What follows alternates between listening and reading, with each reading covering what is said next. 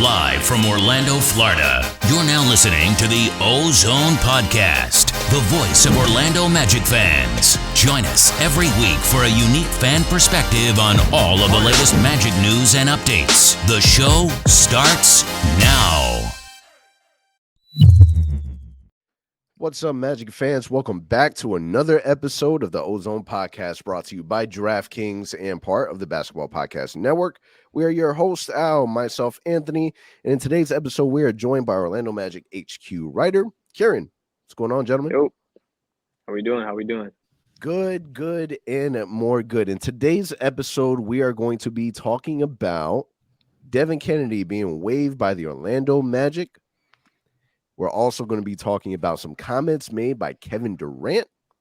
And how could we not talk about the first Orlando Magic game of the season? But before we get into the details, I wanted to touch base a little bit on some national media, and not really national media. It's not national media. What would you call it? Worldwide Advertising, branding, marketing, advertisement. Damn it, Paolo Banchero got his own commercial, his own Michael Jordan commercial. I don't know if it's on the TV, though. Was it on the TV? Did anybody see it on the TV? I didn't see it. I haven't yet. I saw it on Instagram. So we covered this maybe a month and a half ago that we had it was reported, but I guess it wasn't official. But now it's official that Paolo Banchero signed with Jordan Brand, and they had this pretty massive, crazy looking commercial announcing it, right? So if you haven't seen it yet, the gist of it is pretty much Paolo in a diner meeting with Mr. H, who is, what is he, the vice president, the VP of Jordan Brand? Something like that. If I got it wrong, not bad. Something like that. He's a big head. He's a big head with Jordan Brand. But they're pretty much sitting down, eating a burger. Burger's branded with the Jordan logo. And the dude is showing up late and pretty much saying, well, the last time that, I the reason why I was late is because the last time I had this burger, great things happened. I don't know what it means. Al, you mentioned that you might know what it means, and maybe you can give us a little more of a backstory. But I thought it was neat. I thought it was cool. Like you look at the Jordan Brand and you look at the names that are signed, right? You got Carmelo, Russell Westbrook, Blake Griffin. Maybe I shouldn't start off with those names. Let's kind of move forward. We got Zion. Yeah. We got Jason Tatum, Luka Doncic. So you got all these, heavy hitters with Jordan. And Jordan doesn't just sign anybody. It's not like they got 20 million people on their roster, right? They have a really solid handful. And now Paolo's a part of that name. He's a part of that list. What I find kind of interesting is the fact that Michael Jordan, who is a North Carolina Tar Heel, has a crap ton of Duke players on his Jordan Brand for endorsements. Yeah, he does. He got Zion, he got Tatum, and now he got Paolo. Insane. But what do you guys think? Now that it's official, what do you guys think? If you didn't see Paolo for his first game, he was rocking some Zion 2s, some Orlando Magic colorways. So he's definitely all out with the Jordan Brand. But what were your thoughts, Kieran? I'll send to you first. What were your thoughts on the commercial?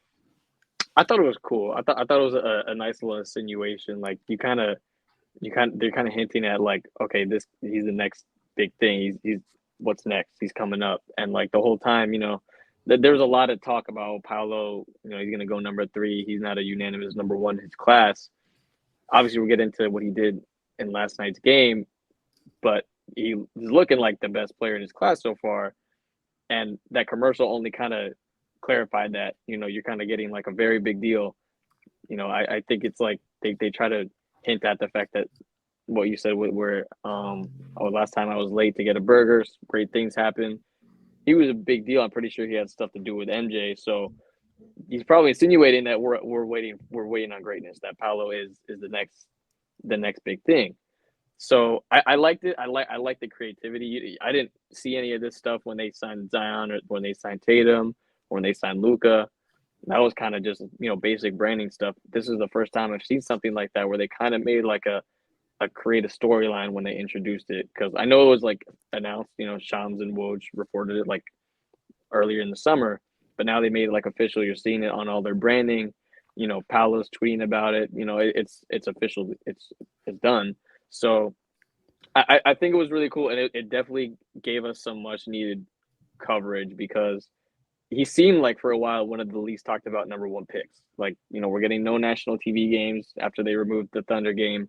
A lot of people are just not mentioning Paolo. Oh, if you had an expansion draft, you would take Luka, Wembanyama, all these guys, and no one seems to talk about Paolo. Well, the kid's ceiling is pretty damn high, if you ask me.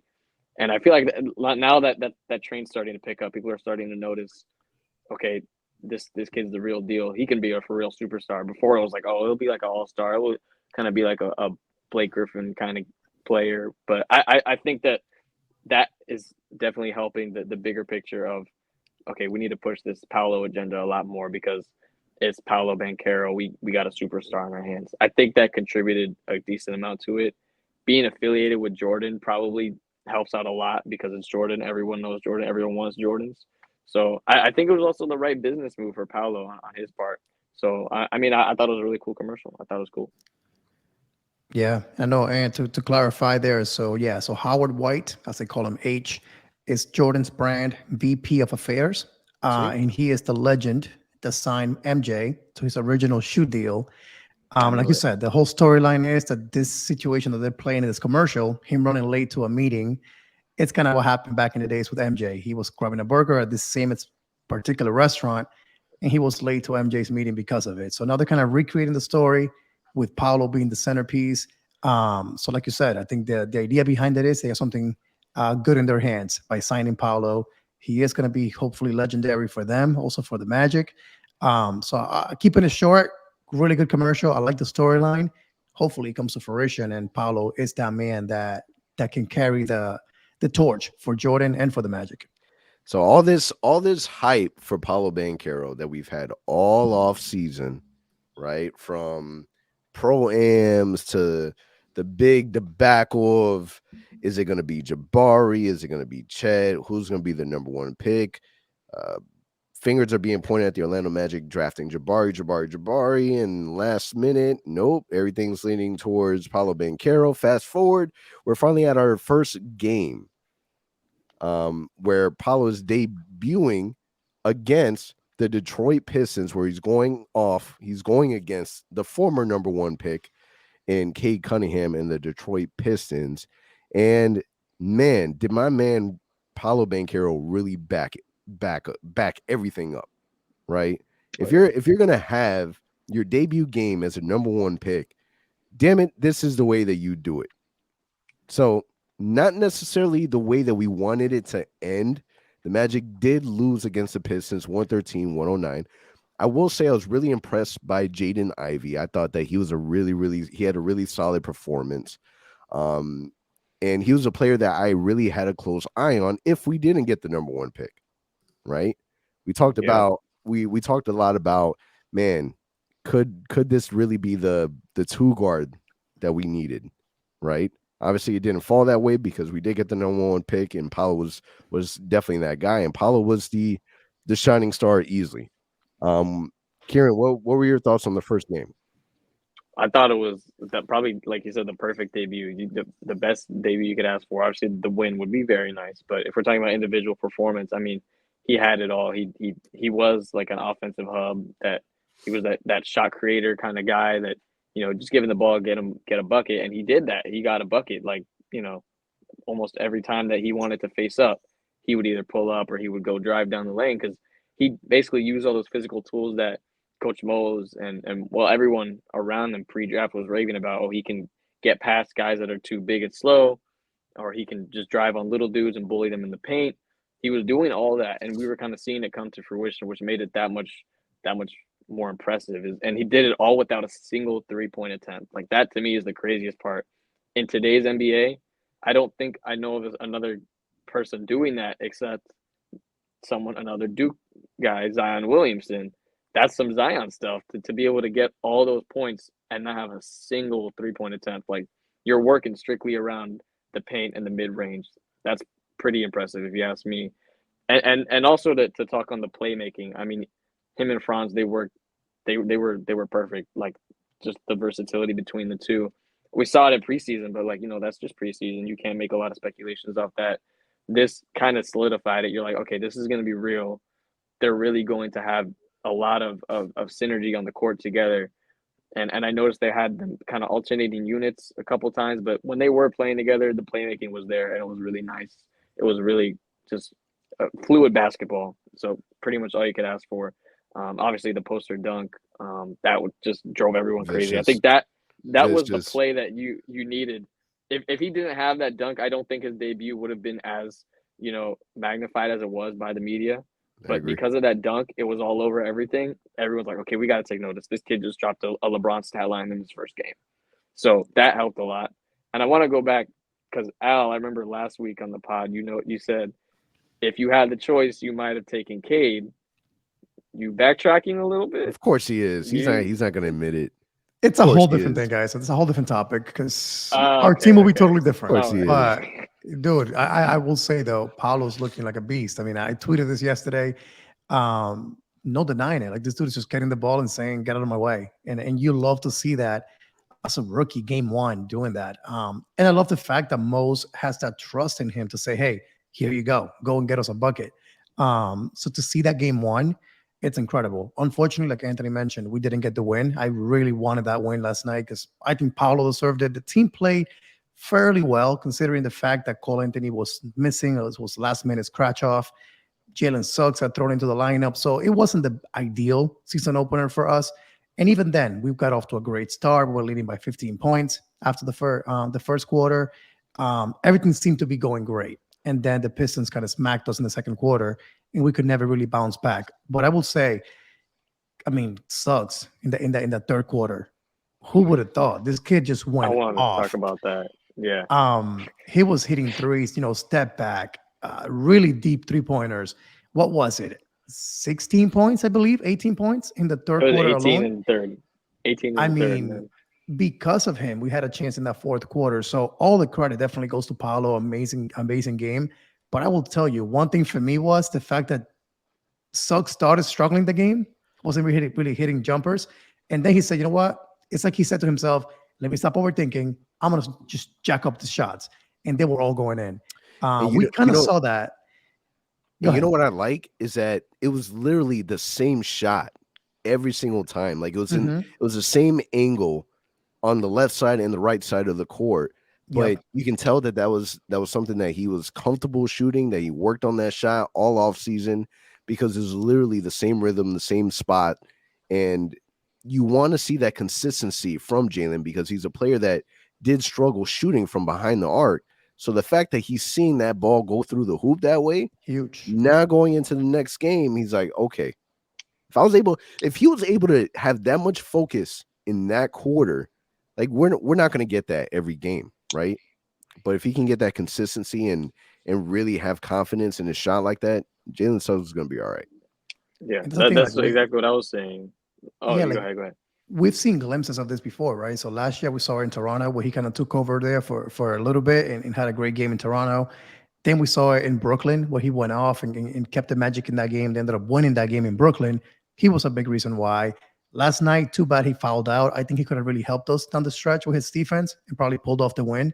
So remember, Suggs barely played last year. And I will tell you, I'm one of the most adamant Magic fans saying we need a shooting guard that can score.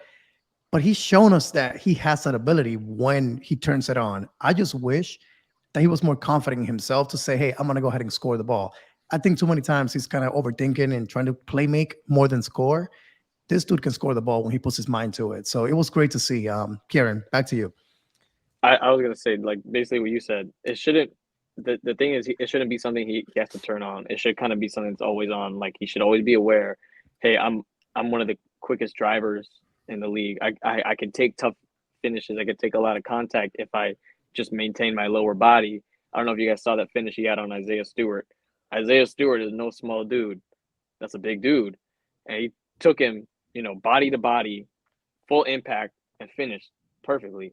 So that's another big part of his scoring arsenal. But if that shot can really be real, that'll be a lot for our confidence in him going ahead. There's a lot of people who are doubting Suggs, especially within our fan base, which is kind of discouraging because I'm one of the biggest believers in Suggs, and I really think that he's going to figure it out. Like, he only had half a season worth of gameplay last year. Just imagine when the kid gets to slow it down and adjust to the NBA pace for real. No injuries, or not a lot of knacking injuries kind of getting in your way. He'll be perfectly fine as an NBA player. Already an elite defender, probably, in my opinion, a top 10 guard defender in the league already. I don't really think that one's up for debate. But, and then you already factor in that he is recovering. He's recovering from an injury. Like, I know we kind of saw the same thing from Wendell, where, God, he had one of the nastiest looking injuries last year, man. I thought he was another, 1 year, year and a half type of injury, but he came back in like 4 days. So if it really comes down to it, I feel like his toughness is kind of shown, because I feel like an injury like that last year, that would have kept him out for a while. I guess tanking implications and all that does make a difference. But it's nice to see him come back, because that was a diagnosed thing. That wasn't something that the Magic could just, cook up as for, just for excuses. That was a real thing that he recovered from in really quick, impressive time.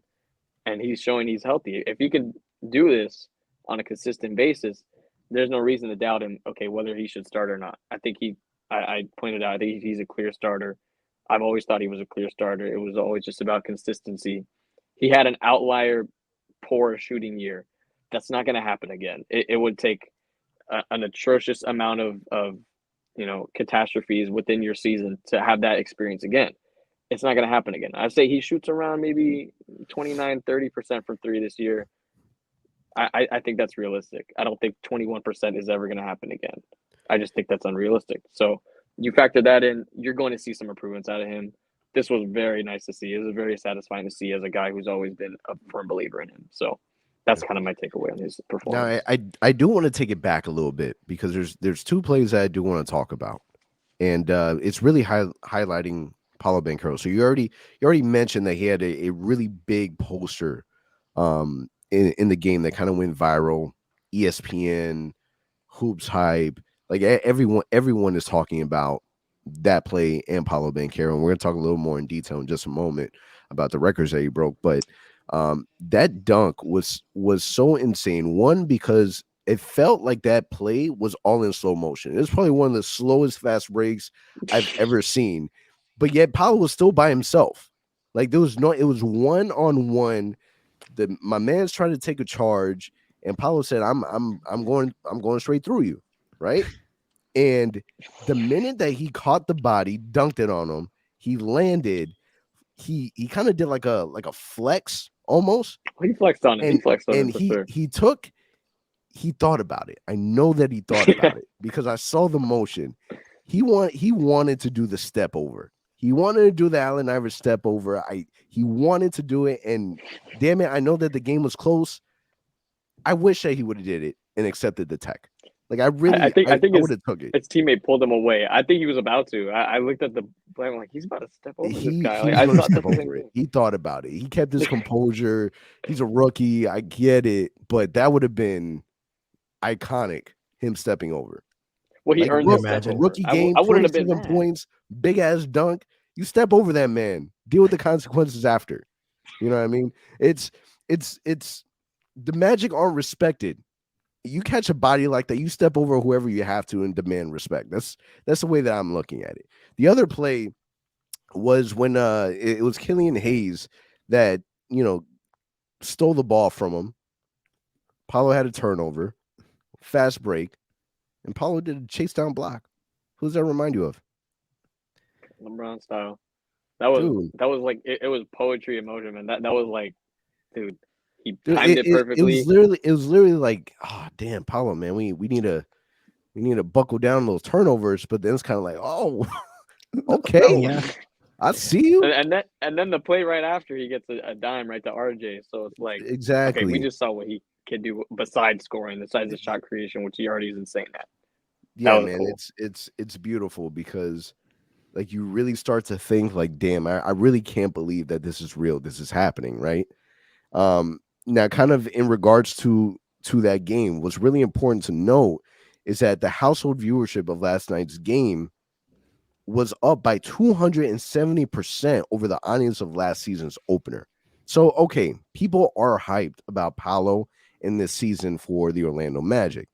But on top of that, Paolo dropped 27 points, and it's the most points scored in an NBA debut, beating out LeBron 25 back in 2003. Like, what more are you asking Speechless. for? I mean, we're kind of same thing here. We can't really you can't go in depth enough about it because that's not something you see all the time out of a number one pick. I mean, last year, I'm not bashing Cade. I love Cade Cunningham. Last year, Cade had like 2 points in his debut. Yeah. So this stuff, I mean, even from a lottery pick, NBA, a prospect that was very, very highly touted. I don't even think we're going to see this type of stuff from Wembanyama. That might age badly in a year's time, but that's some pretty absurd stuff. Like, you're putting up MVP numbers. That's an MVP stat line. You don't see that all the time. And he did that in his first game ever. And I mean, to me, that it was just absurd. And you look at the stat line, I'm like, okay, there's got to be something. When I was watching the game, I didn't check on any of that stuff. Like, maybe he's breaking records, a Magic rookie record. Maybe he put up more points than Dwight did or than Shaq did. He's putting up more points than half the league's history did in their first debut. Like you said, he's on par with LeBron and like Kareem and stuff. So it's like this is historic, like, category that we're talking about. Like, this isn't normal. I think we gotta, like, people are starting to really wake up. Like, that was an unreal performance. We gotta acknowledge, call it like it is. That was unreal.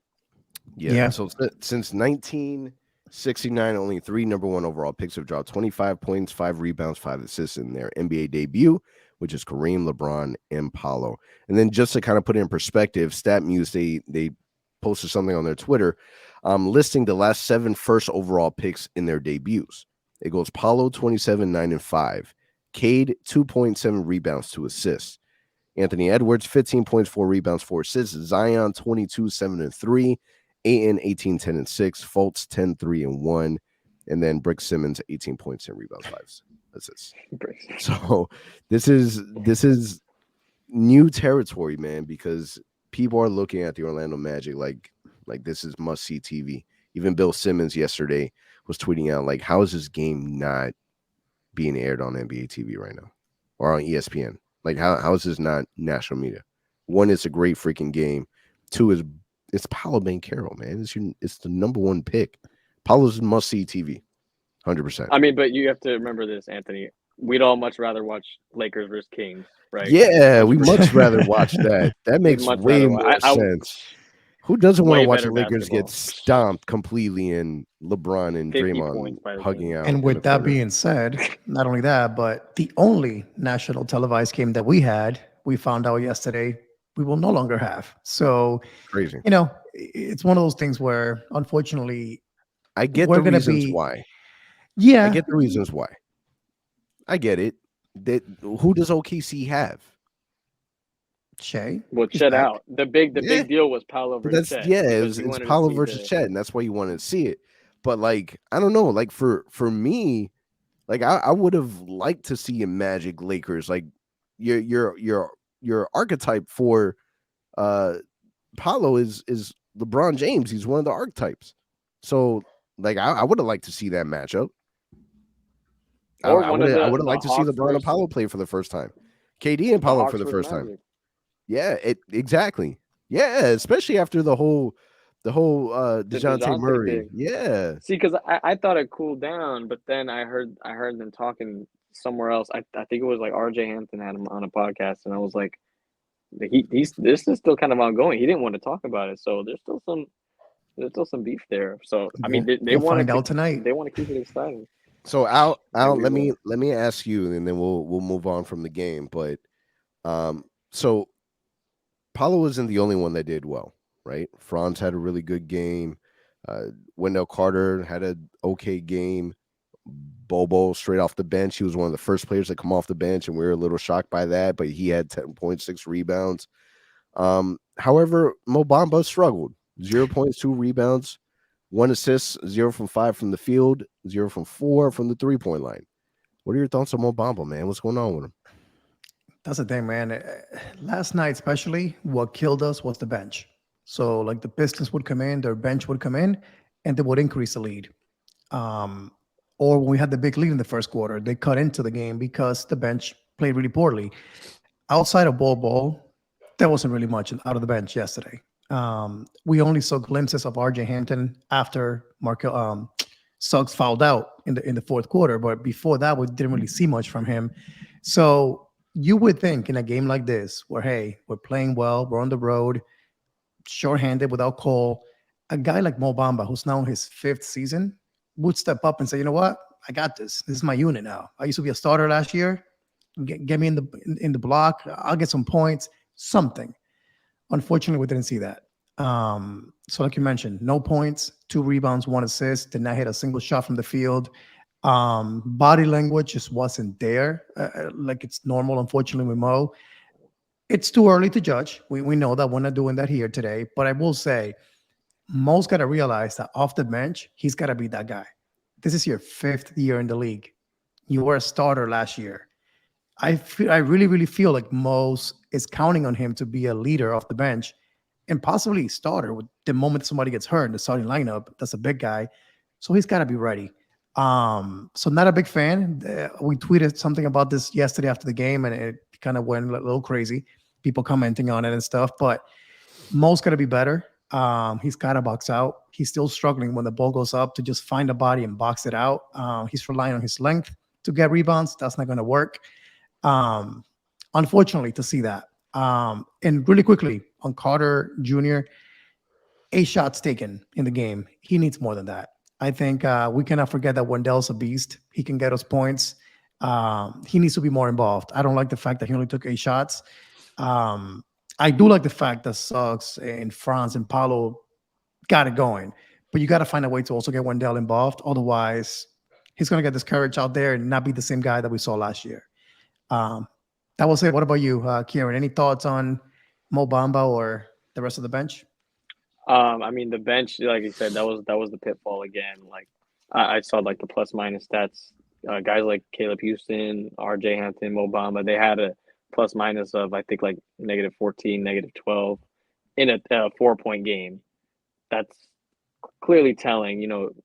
Something wasn't right with that bench unit, and it's kind of just a same old with the Magic. Last season, that was our biggest issue. Our starters were perfectly capable most of the time, and then you go head over to the bench unit, and it was just kind of a free for all with okay, who's taking the ball up, who's leading this possession. It was kind of a mishmash of a lot of not a ton of spacing, not the best IQ basketball being played.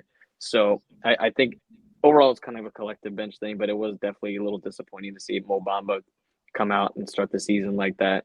Obviously in your 5th year, you want to see some sort of improvement. Once you get to around year 5, year 6, these guys are kind of solidified in the players they're going to be for the rest of their careers, however long that career may be. You're kind of already fitting in the mold. Okay, Mo Bamba is really not going to evolve much more into he's not going to be a glass beast. He's not going to bang down the post. He's just going to be a pick and pop big man who gets some occasional block shots. And what's really discouraging about his play style is that he kind of, I'm not going to say like he brings the team down by himself, but he's not exactly, one of the leaders or he doesn't uplift the team. Like you said, the body language is very apparent. He doesn't really seem like he wants to be out there. Boxing out's still a huge issue for him. That was a big issue I noted last year too, and obviously years before. He doesn't really seem aggressive on the glass. He doesn't really play like a 7-footer should. He's kind of like if you gave, like a 6'3" shooting guard. He said, "Here, take a 7'11" wingspan. You can grow like 8 extra inches. Go play basketball." And just expect them to know what to do. He kind of plays like that. He doesn't play like a traditional big man, which I guess in some cases for other big men, it's great. You see that out of stuff like, Chet. That's kind of what made him such a good prospect. He didn't play like traditional big man, but this is different.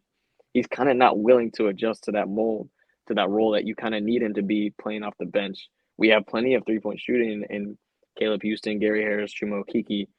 It would be nice to have one of those rim runners, one of those, glass beasts, playing the post, just, utilize your physical gifts. And it doesn't seem like he's been doing that.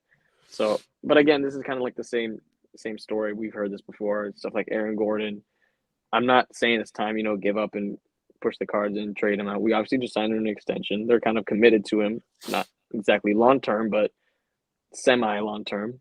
So we're just gonna keep writing out the experiment, keep seeing what we're gonna get out of it.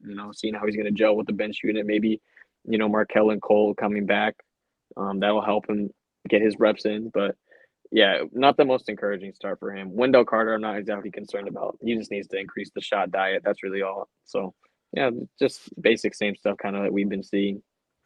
Yeah, it's just tough because this was a game that the Magic really needed. Like we need to be able to beat a team like the Detroit Pistons if we're really serious about making the play-in tournament. And you can blame it on a lot of different factors. Yeah, our bench was terrible. Our rebounding wasn't really there for us. We really struggled with it all night. And then we're missing a lot of players. Gary Harris, Cole Anthony was out with an illness. We were really left for Jalen Suggs, who's not a point guard, and Point Franz. But it's like, man, we really, really need to take advantage of these things. And, we didn't get it done today, but it's like, all right, so we're going to have to steal one against a really, really solid team to be able to make sure that we're really serious about this season and making noise. And we can only do that if we start, really taking advantage of these teams, especially when these games are away. But kind of shifting forward a little bit, Kevin Durant on his platform that he has, the boardroom, another individual talking positive and highly about the Orlando Magic, really starting off talking about Paolo and how he's a player that can really do a lot of different things. He can play point forward if he really wanted to. He can pass, he can shoot, he has a big body. And then he complimented the Orlando Magic by saying that we're big, the team is extremely long, and we're going to be a tough matchup. When you hear a player like Kevin Durant, who, regardless of how you feel about KD, Al, he is a player that is considered one of the best players in the world. How do you receive those compliments? Is it a shift? Is it a change? What are you taking from all this positivity that the Magic have been receiving? I mean, you think about the comments made by LeBron a few years back, right? About the city of Orlando. Think about Draymond Green always attacking Orlando. So to kind of hear guys like KD, Kyle Kuzma, to hear a guy like KD who carries such a big voice in the NBA, you gotta simply respect it and be simply excited about the fact that guys like this are talking positively about the Magic. I mean, it carries, right? So if he's saying this, I guarantee you saw also who was it that talked about the practice facility? Desmond Bain. He deleted the tweet. Yeah. Talking about the Magic practice facility. It's like, hey, we need something like this. Whoa. I didn't see that. Oh man, what? You didn't know about this? I didn't see that. Why is this not a topic, Al? Why do we not include this in our agenda? No, it was 2 months ago. Oh, okay. Yeah, but I mean, the whole point I'm trying to make is that when you have guys that have all-star potential, really talented players talking positively about the Magic, it carries, right? Because that means they're talking about it in the locker room. They're about to come and play us. They're talking about it like, hey, man, they got Franz, they got Paolo, they got a really, really tall team. We got to be ready for them. It's not a joke anymore. It carries. And what I mean by that is next offseason, when we have money to spend, if some of these guys, not saying KD, but any of these other guys around the NBA who may be hearing these things, think about, hey, Orlando may not be a bad place to go play. That's what you want to hear. That's the type of momentum that you want to see this team carrying into the future. Because at some point, we've talked about this before. We're going to consolidate. We're going to trade for a star or someone that can take us to the next level or sign them via free agency. And you need that momentum being positive around the team. I think we have that being built up right now. So great things. I mean, I want to keep hearing this from the media, ESPN, Fox News, all this kind of stuff. Talk positive about the Magic. Say good things about the Magic, because the more that happens, the more of a positive outcome we have in the future. Yeah. So now let me ask you, when you look at a player like Kevin Durant, who says these things, do you feel like this adds value to the Orlando Magic for the future? Like when you say that so we kind of compare ourselves to the Cleveland Cavaliers, right? Where this is a year that, we can make a jump, right? Very similar to what the Cavs did. The Cavs went from being one of the worst teams in the NBA to now, almost making it into the playoffs. But now with these comments by Kevin Durant, Bill Simmons, all these other people, do you feel like there's a shift now? Do you feel like the Magic are now more respected? We're only one game in, but do you feel like it's officially changed, or do you still think Yeah. that the Magic have a lot more to prove? I think it's changed. Like I mean, I still think you still have to make that leap. It has to be physical. People have to see it for themselves. But I still think that it's pretty obvious that that's going to happen very much sooner than later.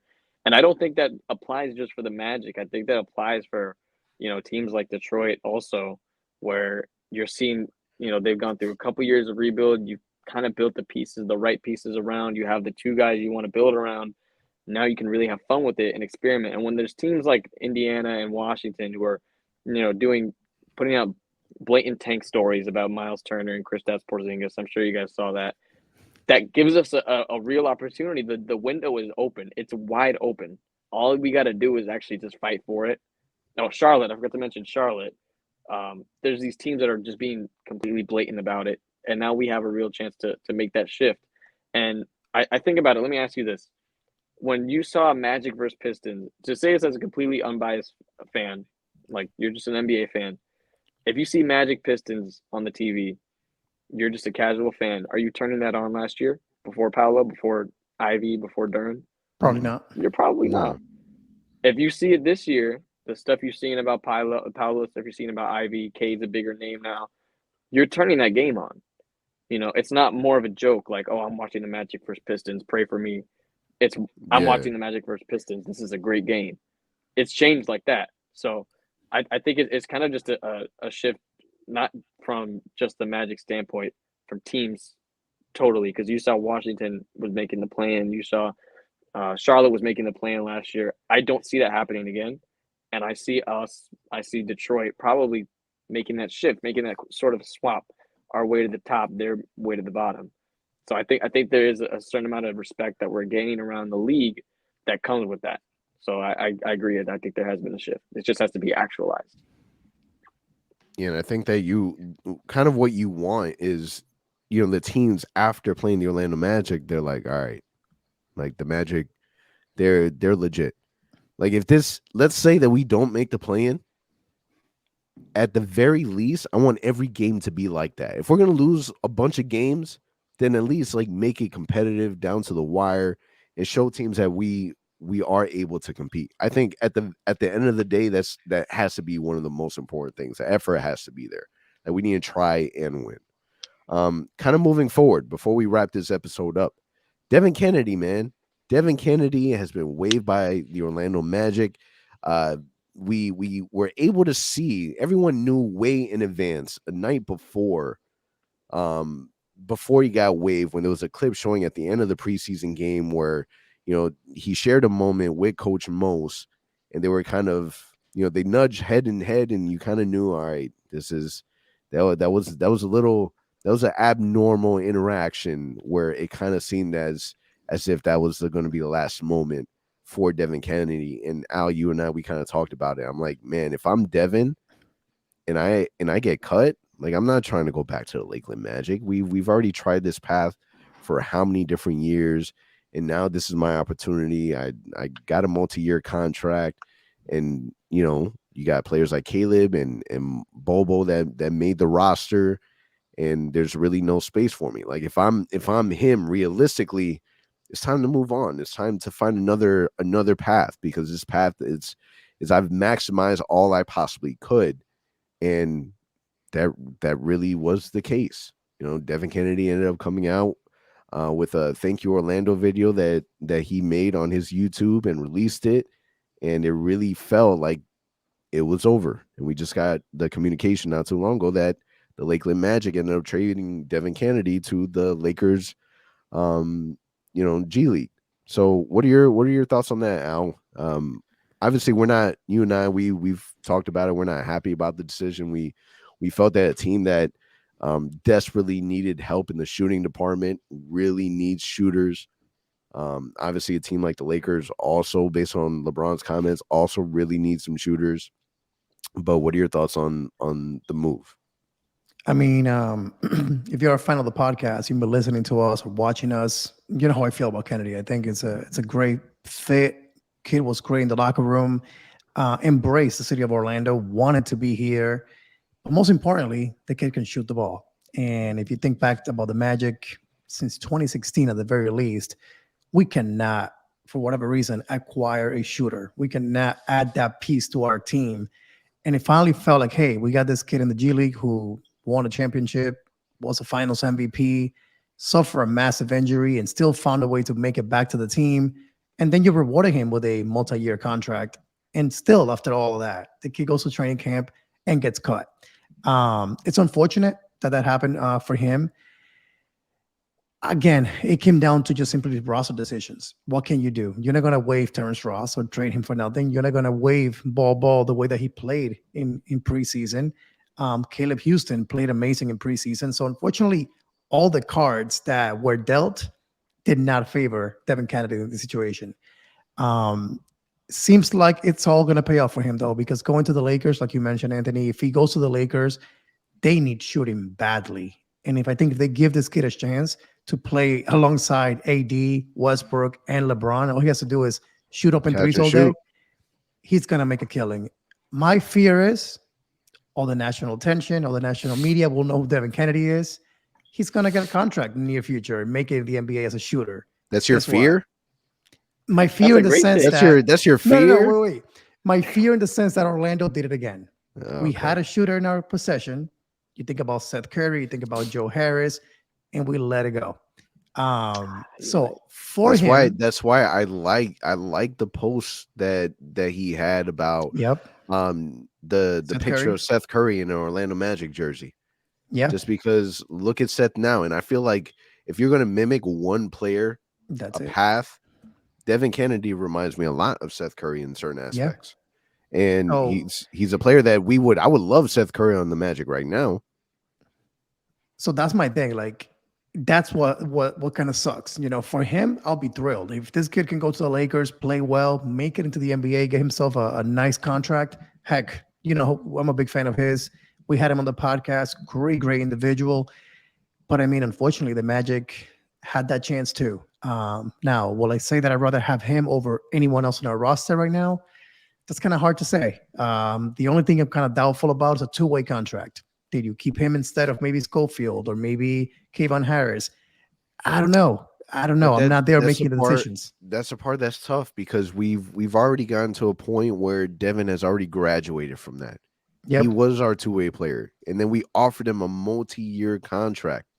I don't know. To me, it doesn't even feel right demoting him and giving him a two-way. Like it doesn't. Obviously, the Magic really like Schofield. We like Kevon. Like we like those players. I like those players. I like Devin more, but I like those players. But to me, it just wouldn't feel right. Give him a 2-year contract and then you're gonna put him back to a two-way. Like it's in my opinion, it's a good decision that he decided that it was time. And I think that from the way that the trade looked, like it looked like that was more his decision more so than anything. Yeah, of course. And I'm pretty sure he thought what you thought. I've tried this for more than 3 years now. Why keep trying the same thing? Like, it's not going to change in a year from now. So I wish him all the best. I think he'll do great. I hope the Lakers give him a chance because they really need a shooter out there that can just simply hit open shots. And if that happens, watch out, man, because playing in front of ESPN and TNT cameras all the time, he's going to become a household name and he's going to be just fine. Yeah, and listen, he's been playing around a lot of not good Orlando Magic teams for a good amount of years. And it's just tough because now that we have something really solid going, that he didn't get to see the fruits and the baskets from it. So I don't know, man. It's tough. Like I wish there was really space for him here. But he's definitely someone that a lot of people are going to keep an eye on. Even when I can't remember who it was. Maybe it was Mark Stein somebody in the a big name in national media, they were talking about the Magic, acquiring, or excuse me, the Lakers G League acquiring him, and it wasn't just Devin Cannady from the Lakeland Magic. It was like fan favorite Lakeland Magic from the Lakeland Magic, Devin Cannady, like really, really popular player from the team. Like, this was a player that was really, really liked amongst the Orlando area, and it definitely showed. Yeah, like he was definitely one of those guys that you guys had him on the pod. You guys talked to him. He's very willing to just kind of share his thoughts with how his NBA experience is, what it's like, going through the ups and downs. I mean, he had a pretty, a rough start to his NBA career. You talk about that horrible injury he had right when he got called up. He played a very small amount of games with us that 2019-2020 season, had a nasty injury, went down, and then couldn't play for a while, went back in Lakeland. And then when we re-signed him again before this year, I really thought that was going to be a kind of not long term, but sort of like, we'll keep him around. We'll test this experiment out. And I just feel like, with the emergence of Bol, Caleb Houston's playing good, like he said, Al, but it kind of just didn't add up the amount of space that we had left on this team with what we saw in preseason, with what we saw in stuff like Summer League. It's like, you do wish him the best. I really hope that, he really carves out a role for himself in LA. Lord knows they need shooting. I mean, God, I don't even want to get into that. He'll definitely be their best spot up shooter day one if he does get called up, hoping he does. But it was sort of like the right place, wrong time. He was kind of meant for Orlando for those years that he was here. He was kind of that guy you needed to sort of rally the community, just be that semi-veteran presence. He hasn't been in the league too long, but he has that leadership, that championship pedigree from Lakeland that you kind of look up to him. He's got to be a role model for these young guys. So it does make it a bit of a bittersweet, removal, seeing that he's going to LA. Hopefully he does get called up. Hopefully he does get a bigger role than he did here. Bigger contract. We wish the best for him completely. So, but yeah, just a bittersweet moment in general. Yeah, he's definitely going to find a home somewhere. It's only a matter of time. All right, kind of taking a look at this week ahead. So, Kieran, I'm going to give you the names of the teams that we're playing this next week. I want you to tell me who you think is the game of the week and then your prediction for that game. So we have tonight at Atlanta, Saturday home opener versus Boston, Monday New York, and then Wednesday Cleveland. I want to say Atlanta just because of the whole DeJounte stuff. I want to say Atlanta tonight. You love the drama. But if it's at New York, I say that's our game. You saw how we play at New York last year. I mean, come on, man. And we got Cole back. Cole always goes off in New York. That's New York Cole. I'm thinking that's probably going to be the game of the week. I'm saying we win. I know you want to outcome. I'm saying that Paolo's going to go off in Madison Square Garden. That's right. I'm saying Paolo's his first 30 40. piece. Paolo's dropping 40. I mean, even better. I'll take that. But right. That's what I think. I think we're going to take that one. I think we always kill them in their home. So I'll take it. I think that's going to be the game of the week. All right. So you got Knicks and you got a W over the Knicks. What about you, Al? I think we'll win tonight against the Hawks. Tough game. Not gonna lie, that's gonna be a tough game, but I think we pull it off. And man, I really want the home opener. I really want this Magic fans. I have been dying to see this new squad in Paolo in Orlando, see a win against a really good Celtics team. Let's see. They do play tonight also. The Celtics do in Miami, so they're gonna be in the second night of back-to-back as well. They're also flying into Orlando to get ready for that game. So let's see. Maybe the excitement carries the young guys to a win here against the Celtics. So I would love to see back-to-back wins. Hawks, Celtics. Kieran talked about Monday already in New York, so let's see what happens there. But I would love to see at least a 2-2 week. I don't want to see us go, into a lot of losing here because it's going to be hard to bounce back from that. Yeah, an MSG game is going to be fun to watch, but I got Boston being the game of the week. Home opener. You already know that, the Magic Arena is going to be, Amway is going to be filled with a bunch of Boston Celtics fans. So it's going to be interesting to see what that dynamic looks like now with the team that we have, where there's way more hype around Paolo Banchero. And you talk about, Boston being in the NBA Finals last year. And if you're able to edge out a win against Boston, like you think about the message that kind of sends out, this young Orlando Magic team just beat Boston, and it's going to make waves, and people are going to really, like we've talked earlier in this episode about people talking differently about the Orlando Magic. This is one of the ways where that really sticks around for a long period of time. Like, you lost against the Detroit Pistons, away, a game that you should have won. How about beating Boston Celtics at home? That's a good way to even those out. So I got game of the week being against Boston, and I say that we take that game. I have a good feeling about that game. As long as Cole Anthony is healthy and no longer sick. Cole Anthony isn't playing. We need him. So we need him. I don't even know what happened with that. I'm just going to assume he had bubble guts. That's what I said earlier. He got a little too much dairy. Yeah, maybe. All right, so a lot to look forward to this week ahead. We'll see what ends up happening. Atlanta, Boston, New York, and Cleveland. On that note, it's a wrap. We'll catch you guys next week. Thank you for listening to the OZone Podcast, the voice of Magic fans. For all the latest Orlando Magic news and updates, follow us on Twitter at the OZone Pod and on Instagram at Orlando Magic HQ. Remember to subscribe and leave a 5-star review on all your favorite podcast listening platforms.